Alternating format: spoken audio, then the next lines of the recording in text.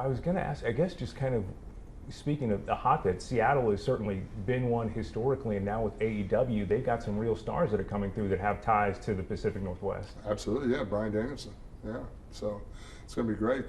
Saturday we've got Collision, our television show, and then Sunday's the pay-per-view, WrestleDream, and I was looking at that card.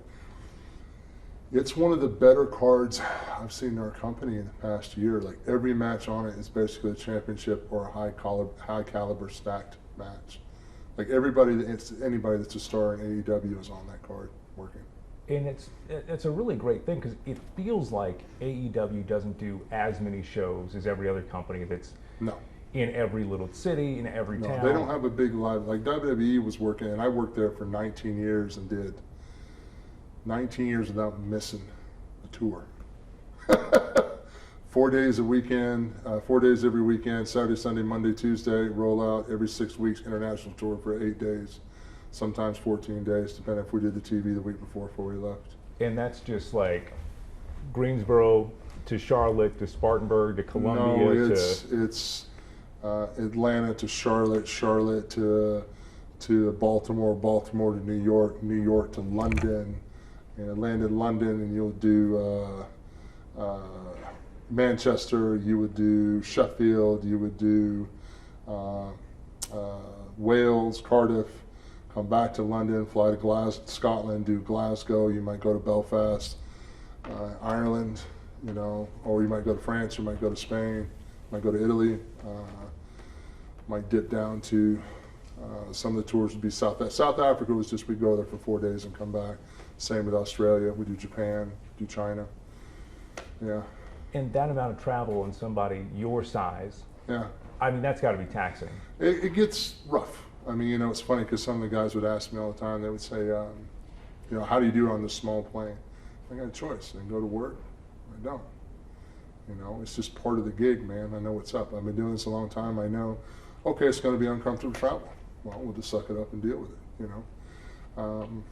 it's if you're doing what you love and doing something that you want to do, it's okay along with the bumps and hurdles. Like, you're working journalism, sometimes you have to get up really early. That's just part of it. You're up at 2 a.m. Some people are going to bed at 2 a.m. You're up at 2 a.m. You're starting your day. It's the sacrifices you make to do what you want. I miss birthdays, anniversaries, holidays. I worked Christmases, because Christmas are big holidays. So sometimes if we had a show Christmas Day, sometimes I'd have to fly out Christmas Eve because of weather in Chicago. So I'd fly out Christmas Eve, do Christmas Day, then work Christmas Day, the day after, work Thanksgiving. Thanksgivings are big holidays. You miss kids' graduations, you miss ball games. That's part of the sacrifice, They get to go to college and don't have student loan debt, so they can shut up and say thank you. And that is huge. That is a huge head start. And with your new role with AEW, you get a little bit more flexibility. A lot more time. Do that family time. A lot more time. It's different now. My daughter's already graduated from college and gone. But I have more time to do things. Like for me, I've had more times to fix myself, to work on injuries that were nagging for years and stuff like that, and get surgery I need to get done. I mean, in the past I was running so hard, we'll put it off. And now it's like, well, we need to get this taken care of. Now it's starting to interfere with my quality of life. Not just my workload. Now it's interfering with my quality of life. So I have the time. I mean, the writer's strike and the SAG strike's been rough, but one of the things that attracted me about AEW was a chance to do outside independent projects and stuff like that and have more freedom to do things, which when I was with WWE, there was so much going on. I didn't have any time to do anything. I turned down roles in pretty good films because I couldn't get the time off to do it. And your Wikipedia page, I mean, is miles long. Probably. I don't know how much of it's true. I don't have 5 kids. I know that much. Well, I got in there and made some edits, so I cleaned that up. Thank for you. Thank you. You have stayed busy outside of wrestling, whether it's television, whether it's movies. How have you found the passion? What is it inside you that makes you want to get up and? Because you seem like you've done enough work in the ring to go and enjoy your time, enjoy yourself. I think it's just, I always tease the line. It's funny. You remember G.I. Jane? Mm-hmm. And the big guy in command says, if you succeed in this program, you'll run at an operational tempo unlike anything else in this world. And I always think of that wrestling because when I came in, it was the Attitude Era. And we were working 16, 17 days in a row, 1 day off, another 16, 17 days in a row, and all over the country, all over the world. And there's a certain, I don't know, adrenaline, or you become so accustomed with it, when you wake up, you need something to do. I think that's the hardest thing for me now, is to wake up and not have somewhere to go, not have something to do. So I've had to create missions for myself at home. Okay, well, I've got to do this, this, and this today, and it just keeps me busy. I think I'm afraid of still time or unproductive time, but I'm grateful for the time that I get, because I'm 51 years old too. I've got left knee replacement, right and left hip replacements, so I can't run with the 25 and 30-year-olds anymore. I may have the spirit or the brain of a 25-year-old, but I have the body of a guy that worked for 28 years in wrestling. And I kind of want to circle back to my first question, just the fans that are going to come out this weekend to see AEW at Climate Pledge Arena, stacked card, they're going to get their money's worth. Absolutely. It is a rare thing that they get two back-to-back shows, right, but an absolutely stacked card. Right. Well, I mean, basically the way we're looking at it is a joke, but it's the fact AEW is taking over Seattle this weekend. Collision's one of our top-rated television shows coming in here. There's a lot of great stars on Collision. That's a treat for the wrestling fans. And like, again, the pay-per-view Sunday at Climate Pledge Arena is an unbelievable card. Just the amount of talent that's on it, the amount of titles that are at stake, the amount of grudges, and it's a culmination of a few months worth of events that are going to take place in Seattle, and I'm happy that it's taking place in Seattle. We don't get out here enough. Seattle is such a beautiful place, such a great fan base, but just because of where Seattle's located, it's hard to move an entire TV company with trucks and equipment and all that stuff and get it out here. So when we get the opportunity to come out here, we want to make sure we give them the best show possible, and this weekend is going to be absolutely amazing.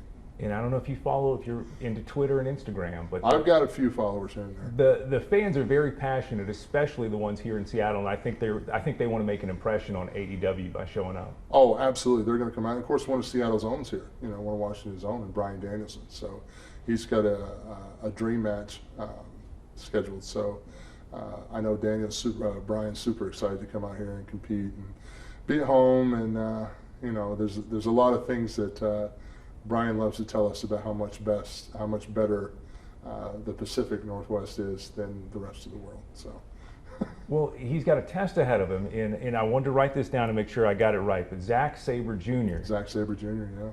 He was on, I think it's New Japan Pro Wrestling. Yeah, and JPW, yes sir. And he said he's not afraid of Brian Danielson. Not afraid. He's afraid Brian Danielson's not going to show up. He's afraid he's going to hurt Brian Danielson. That's sometimes younger dogs like to bark pretty loud. I've competed with Brian Danielson many times over the years. I can honestly say Brian Danielson is one of the few guys in this entire wrestling industry that's never intimidated and never afraid. So if Zack Sabre Jr. thinks that Brian Danielson is going to be afraid, that's not true at all. So I fully expect to see Brian Danielson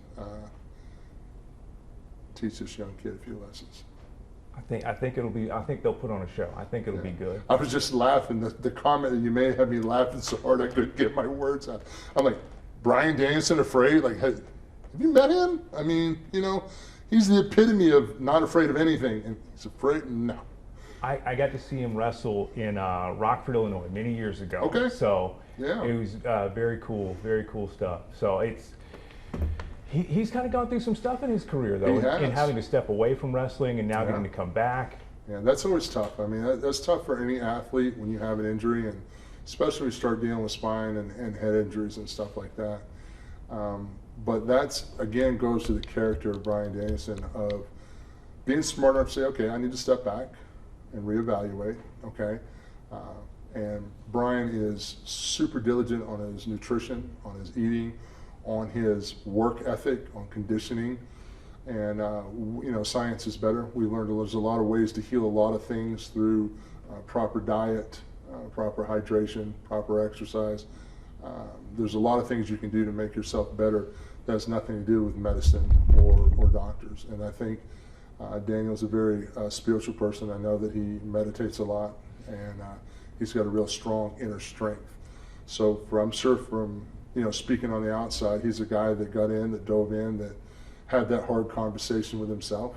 And when he made the decision to come back, he made the decision to come back and compete at the highest level because he knew he could. So Mr. Sabre Jr. is going to be in for an education. And you, I guess kind of in your role, explain now, because I think it was 2021, you signed with AEW and you're Right. kind of doing AEW Dark. And explain to me where you are now and kind of what you're doing. Well, it's interesting. One of the reasons I came to AEW was to dip my feet in the commentating. That was something where I saw, when I step down, that's where I want to finish out. I want to do commentary because that's the way I can take my experience and my reputation and help enhance and help a younger talent excel on camera by explaining or helping them relate their character to the fans. So I wanted to be a part of that. What's happened going forward now is the opportunities that presented themselves. Now that I'm getting fixed, got some surgeries done, there's going to be more opportunities for me to compete a little bit. There's some talent there that I can help in the ring. You can coach and you can mentor, and I can sit down and tell you stories that'll probably turn into a pile of bones by the time we're done. I'll dry you out. But there are things that I can do in the ring and help a lot of the younger talent, which I'm looking forward to getting in there, and also having fun with the fans too. I mean, at this stage of my career, I don't have to do it. I'm doing it because I want to do it and because there's a want for me to do it. So I think it's one of those things where the opportunity's there, and I'm excited about the company, I'm excited about the brand, I'm excited about our fans, I'm excited about the talent in the locker room. So if I can give back before I do ride off into the sunset like Pale Rider, although that'd be a pretty big horse, I'm going to do it. I mean, if you see your dream, you see your goals, if you can manifest it, make it happen. And I believe Sean is working on a bigger story on kind of some of the Pacific Northwest talent that we're seeing in AEW. And I'd love to ask your thoughts on a couple names. Sure, I can. Swerve Strickland from Tacoma. Swerve, I love Swerve. Swerve One is an incredible gentleman. He is the most polite backstage wrestler out of a group of all of them. From day one, he's been the most polite, the most courteous, which says a lot about a man's strength. When you are courteous enough, when you are confident enough to be courteous to everyone, it shows your inner strength. I see a lot of inner strength in Swerve. Incredible talent, incredible athlete, very gifted on the mic. AEW is very lucky to have Swerve Strickland in our company. That's awesome to hear. And Aubrey Edwards from Bellevue. Aubrey Edwards is the unsung hero of AEW. Not only is she one of the most popular referees of all time, she's a female refereeing in a male-dominated sport with male matches that commands respect. She also fills so many other hats in AEW because understand, as AEW's grown, there were just a few handful of people that were dependable and reliable to make this machine go. Aubrey Edwards was one of those pinnacle pillars that helped make AEW work behind the scenes. And Aubrey is just a lovely person. Maybe it's a Pacific Northwest thing where you guys are just great people, but Aubrey's a sweetheart, but you do not want to get on her bad side in the ring because she will kick you out of the ring. And how important is that to see a woman in the role of a referee, in that, having grown up in the Attitude Era, that women were... Oh yeah, bra and panty matches, yeah. Yeah, I'm an look, I have a daughter. I'm an advocate for respect in the workforce. I think if you have talent, male or female, I think that talent should be given an opportunity to flourish. And I am very happy with how the entire industry of women's professional wrestling has changed. There are girls that are competing now that are legit athletes, that legitly, and I say this with no shame, that wrestle better than the men. Those athletes are here. It's not just a good old boy, bunch of hairy-chested men out there doing the old garbage. This is entertainment. Entertainment requires talent and commitment. And any athlete, male or female, that has that kind of commitment to succeed and help our company grow, I'm behind it 110%. And why did I'm going to ask you that in a second. But all right, I've got one more name for you. The very young Nick Wayne. Nick Wayne, so much potential, and I hate saying the word potential. I had an old boxing trainer that used to say potential is a French word for you ain't worth a damn yet. But in Nick Wayne's case, I don't believe that's true. He's very young. He's very, very talented. Comes from a great wrestling lineage. My thing for Nick Wayne is patience for him. Let him grow. Let's not, because he is so amazing, so young, let's not run him that hard right away. Let's let him get his legs under him. Let's let him develop. Let's let him grow. And he is so talented and so capable. Nick Wayne definitely has the potential to become one of the all-time greats on the trajectory that he's on right now. He has that chance to start being that rarefied air of, you know, any second, third generation wrestler, whether you're talking about Harts or you're talking about, you know, the Ortons or you know, talent like that. They just absorb it different, they understand it different, they comprehend it different. You know, when you grow up in the business and it's all you're surrounded by, you have a natural aptitude that is such a huge advantage to everyone else around you. So Nick, I would like to see, and this is just a personal thing, I would like to see Nick take his time, grow, get into it slow, be safe a little bit. Nick does some pretty crazy dives and does some things that, as an older guy, I'm like, hey, keep your feet on the ground, kid. But again, he's young. He's going to grab the tiger by the tail and ride it. So I wish him all the best. I look forward to seeing where his career goes. Awesome to hear. Is there any, when you think of your career in Seattle, do you have any specific memories? I just remember all the years of coming to Key Arena, how great the fans were. Just some of the bigger matches I've had in Seattle. Sure, I've had a few matches in my career, so sometimes they all kind of blend. I look at cities as in great crowds. When I think of great wrestling crowds, I think Seattle, I think Chicago, New York, Houston, London, Tokyo. There are good cities that stick out. Vancouver's another good one. There are good cities that stick out that, you know, they were there for the show, they understood the talent, and they had a great time. And Seattle's definitely up there. You can tell it's one of the hotbeds of wrestling. You know, there were always territories back in the day, and you can tell that Seattle is used to having a quality product, and they understand the product. So, I think this was Halloween Havoc. You and Hulk Hogan are pushing and shoving on top of a building. You go off the side of the building. Yes, I did. And I think I was 7 or 8 years old and thought I watched a man die on TV. That was the beginning, just before the Attitude Era really kicked off, where we were doing extremely crazy stunts back in the 90s and early 2000s between monster trucks and motorcycle rides and cement trucks filling Corvettes full of cement. I mean, everything, it was all brand new and there were no rules. But that was me falling off the roof of Cobo Hall. It's funny, if you asked me to do that same stunt today, I'd say no. You're out of your mind. But at 23 years old, brand new, I fell about 35, 40 feet. Wow. Into an airbag. Yeah. There's no way in HE double hockey sticks you get me to do that now. You want to fall that far? No. Not happening. No. No. How much is it? No, still not doing it. Because, no. I mean, there had to be kids across the country, adults too, that were like, what just happened? What just happened? Yeah, that was and I remember asking Kevin Sullivan at the time, I said, hey, did I fall in the water or something? Should I be dirty? Should I be bruised up? And he goes, brother, you're a giant, you're fine. And he walked off. That was the attitude. I'm like, okay, I'm a giant, so all right, I can defy gravity, good. And you just walked right through it. And I walked right through it. So that was the beauty of what we did back then. It was literally whatever you can think of.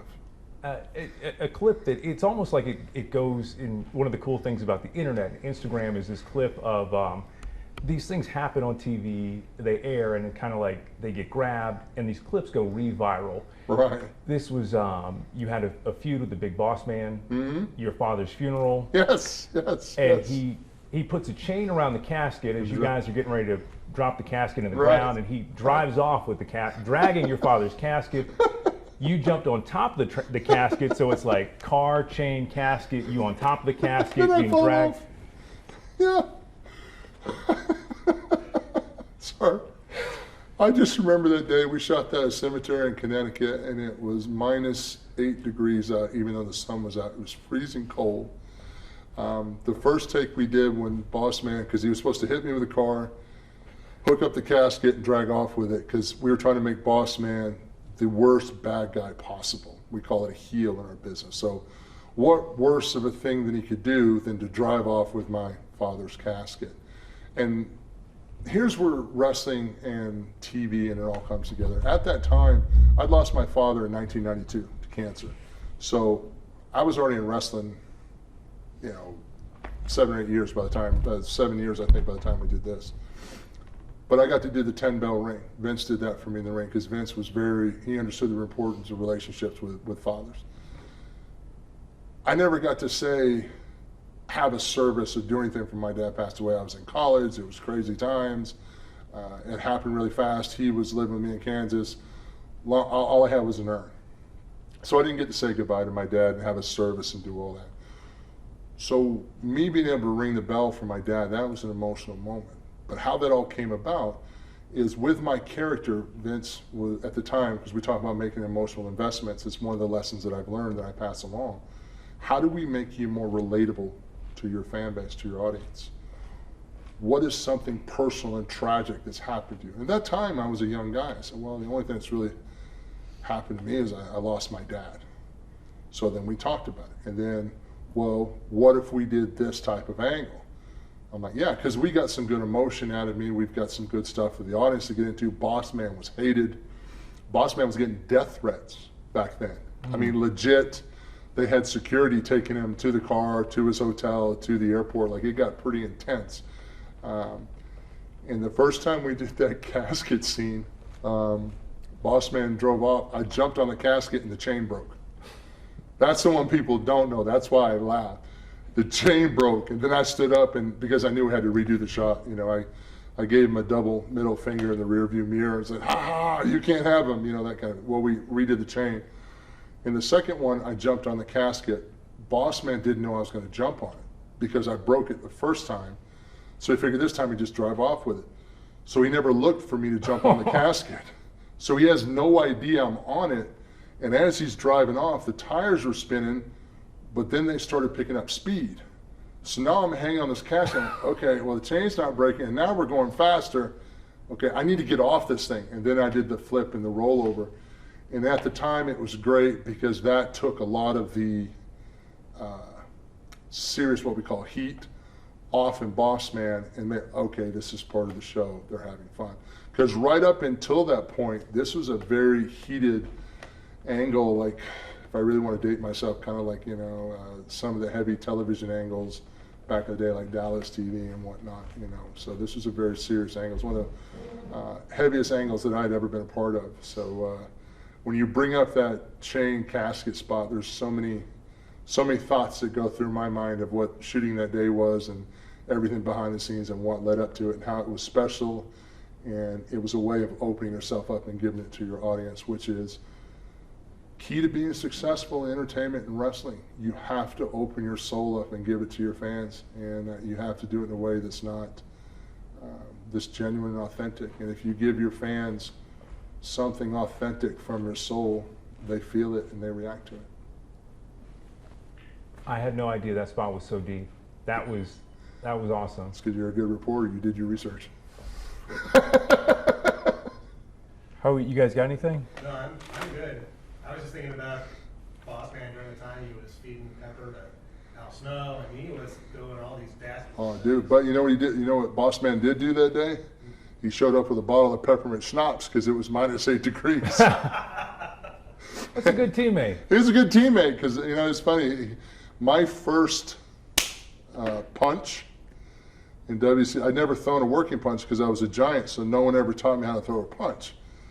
In a wrestling way, I knew how to throw a punch as a man, which is not what we do in wrestling. So there was an old thing where everybody was surrounding the ring when the NWO was in the ring. He jumps up on the apron, he goes, punch me. And I went, wham, and I hit him right in the forehead. He goes, oh my God. We get to the back, and it was like the cartoon with Bugs Bunny with a lion. He had a big knot like this. He's all cross-eyed. He goes, you need to work on your punch, kid. I love Ray Traylor, God rest him. I was so young and so strong back then and dumb as a box of rocks. I wasn't used to falling down, believe it or not, because I'm big, strong, I don't fall down. Well, he was going to come off the apron with a cross body while I was on the floor, and I was just going to take a bump down. And he was 320 pounds. But there's so much going on when you're young. There's the fans, there's adrenaline, you know, you don't know how to calm down yet. So he comes off the apron with a cross body, and I catch him. And he's 320 pounds. He goes, now what? Like that. Because what was supposed to happen didn't happen. So I just took him, I pressed him over my head, and I threw him from the floor back in the ring over the top rope. He goes, golly, that was great. You know, but he was just an incredible gentleman to work with. He was so great. I never forget that. Now what? Well, I'll just press you and throw you over the top rope. Yeah, I couldn't do that now. Like, you know, now I would move. I wouldn't even try to get, I just step out of the way. The older you get, wiser. Yeah. Well, that's awesome. And thank you for the time. That was a We fun appreciate interview. it. Thank you. That made me laugh. That was some good memories you brought back. Thank you. Oh, well, That was great. it's awesome. And it's so, you know, we need, I was going to say the captain.